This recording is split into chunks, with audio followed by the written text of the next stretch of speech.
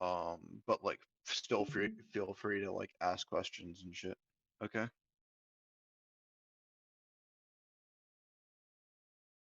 Are you guys ready to start? Yes. Yeah. Dope. Okay, hi. I am Charles Sanderson. We are doing our lecture on colonial societies in America. This is our based off of our second weekly packet, which is posted in the Teams and the Discord. It'll also probably be linked in the description if possible. If not, that sucks. Moving onwards, we're going to go into section 1.0, which is in the lands of the Aztecs and the Incas, focusing on the specifics of mercantilism. Um, you'll have a section as always on the PowerPoint in which you can take notes with, and you'll have my dialogue. So, with the conquest of America, European powers turned to mercantilism in an effort to receive goods that their country might need. Um, and the way that they did this was essentially they got a bunch of colonies, and instead of treating those colonies like individual countries, they treated them more like factories, which served the mother country. So if Spain had a ton of colonies in South America, which they did, they would tell those colonies, "Hey, colonies, I want you to produce these goods." An example that we're going to get into later, and is actually going to have its own separate section, is what the Portuguese did in Brazil with the sugar colonies, where they specifically ordered a lot of the coastline of Brazil to focus specifically on growing sugar. Um, it was they're all heavily reliant on slave labor, um, and only produce what they're told to produce.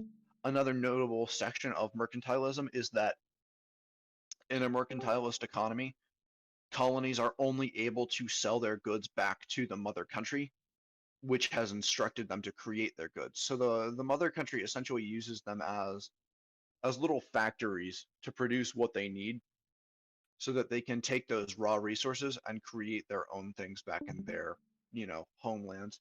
A very little economic freedom, and again, are very heavily reliant on slave labor. We have in the slide an example which goes over a more official definition and some layman's terms. Um, I don't see the need to read that off. You guys can read, I'm sure. An impact of mercantilism, especially in this time period, is that it leads to a direct sh- uh, mindset shift in Europe, where a large focus of mercantilism is to accumulate something called bullion, which is, ooh, does anyone know what bullion is? Metals, like precious metals, gold, silver, Specifically, whatever have what you. to? There you go. All right, good on you, Brock. Yes, bullion is specifically focusing on collecting gold and silver. Well, something else that it does, along with that, not only does it make countries specific, like very intently focused on the collection of gold and silver, but it also creates an environment in which Europeans are trying to grab as much land as possible so that they can benefit the state as much as possible. And this leads to a lot of wars, lots of mass conflicts, and moves Europeans away from this mindset of, yeah, we might trade in the Mediterranean a bit, we might go and trade on the Atlantic a little bit, but once they start up with mercantilism, they're basically like, no, we will fight you over this land. We see this happening later on in this lecture specifically with Britain and Spain. I don't cover it too much because honestly, it was like a couple paragraphs in our book, and wasn't really given all that much importance. And I don't feel like it's as important either. But the example is that in North America, Britain and Spain were both vying for control, with Spain controlling areas like Florida, parts of Georgia, and Britain kind of getting the scraps. And there are notable differences. Puritanism versus Catholicism. That's all going to be discussed later on.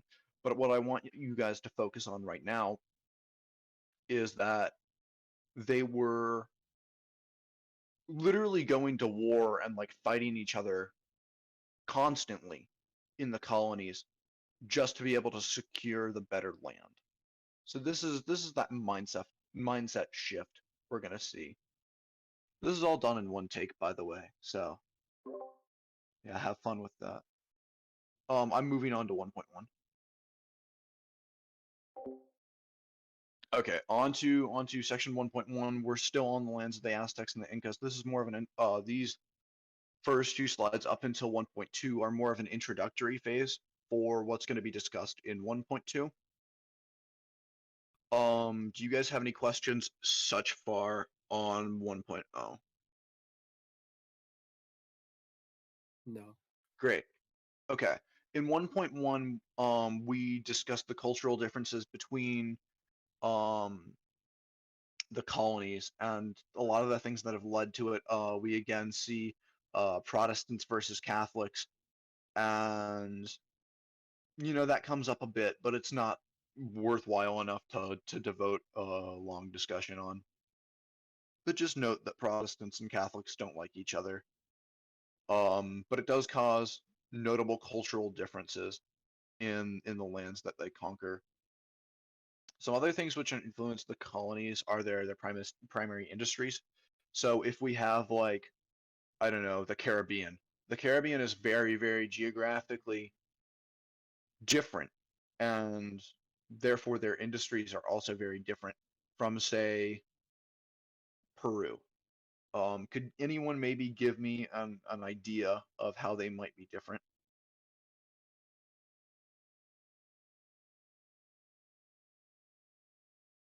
Okay, we'll think about the geographic location of the Caribbean. The Caribbean is what?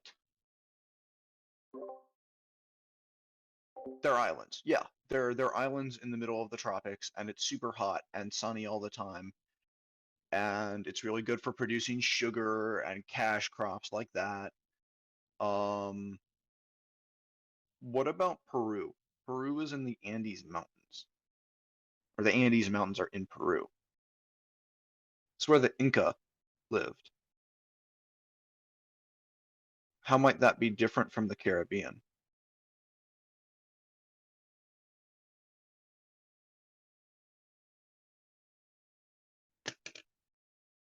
Well, it'd be very mountainous. It would condone a very different type of economy um, than say the Caribbean, which we're going to get into again later. It's very heavily oriented on cash crops, specifically sugar. But the thing that I'm trying to get at here is that while geography affects it, um, but that the economies and economic focuses of the colonies that you'll go into or whatever lead to distinct differences. I give an example in the PowerPoint, and that'd be that a settler-based agricultural colony might appear very differently than a plantation-based slave-powered economy. So if you had a lot of slaves, we're thinking like, very poor working conditions. We're thinking pretty brutal punishments, large imported African population to an area with a white minority who do very little labor. Can you guys give me any potential examples? It's okay if you can't. Haiti. Haiti. Yeah, there you go. That's in the Caribbean. That is actually something we're going to talk about later in the Caribbean section. But yeah, Haiti becomes very reliant on slaves to produce sugar. Can anybody give me an idea of what might be a settler-based agricultural colony? This is a bit tough. A cornfield. Not quite. I'm gonna say maybe somewhere like North America. In North America, native populations were already much lower than they were in South America, but after European diseases were introduced, they were even smaller, and it got to a point where a lot of European, particularly British colonies in North America, were almost entirely white, which means a lot of the workers in, say, like homesteaded New England would be, maybe lower middle class or poor Europeans who had come over and are now homesteading for the British. They're doing a lot of the labor. They're living in, like, your log cabin or whatever, maybe, that kind of thing that you might imagine. Um, they've got settler farms. They're maybe doing a lot of logging, things like that. They're not making huge plantations and trying to put out massive economic gain like we see in, say, the sugar colonies, or we'll later see in Brazil, or Brazil's a sugar colony, we'll later see in Mesoamerica. Another impact, or another thing which impacts cultural differences and colonial intrusion into native culture, would be the culture of the Native Americans, which lived in the region. So if you had, say, a very urban and densely populated area. We see this in Mesoamerica and Tenochtitlan, which is later becomes Mexico City. It would differ. The culture in that area would differ very largely from, say, a quiet, sparsely populated village culture in North America.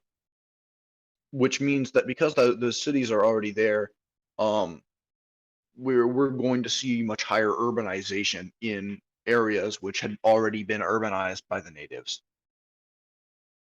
We're going to move on to the subsection gender and cultural changes in 1.1. Do you guys have any questions so far?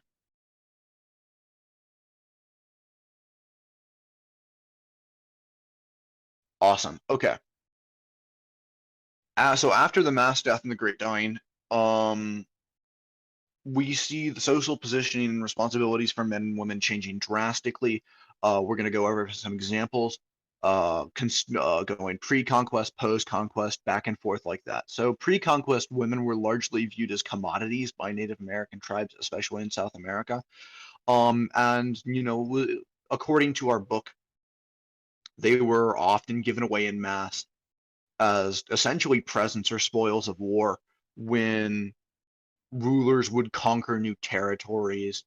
um the rulers of the tribes that had lost would often give, there's an example that our book cites, I can find it if you give me just a second, often give, like, I think it lists over 100 women being given to a Native American ruler who took over another tribe pre-conquest. It also talks about, yeah, that's okay, that's covered. But so post-conquest, Spanish conquerors, conquistadors, those guys, they forcibly marry these Native American women, which had been encouraged by male Native leaders, because it already had been, customary to a degree in the pre-conquest state to do so in pre-conquest societies. However, this is really just on the elite level, because afterward, like under the echelons of the elite class of rulers, we see an unfathomable amount of rape and assault and violence happening, um to the point where we're going to see a partially due to the extent of the violence, many Native American women marrying Spanish men to avoid, to avoid the dangers which were associated with not being in a Spanish household. Life was not great for them still. All native female servants, they were expected to sexually please their Spanish rulers. And this was considered very, very humiliating for both male and female native peoples. We see an intense dehumanization for both males and females. And this is really just the beginning. This is dated around the start of Spanish dominance.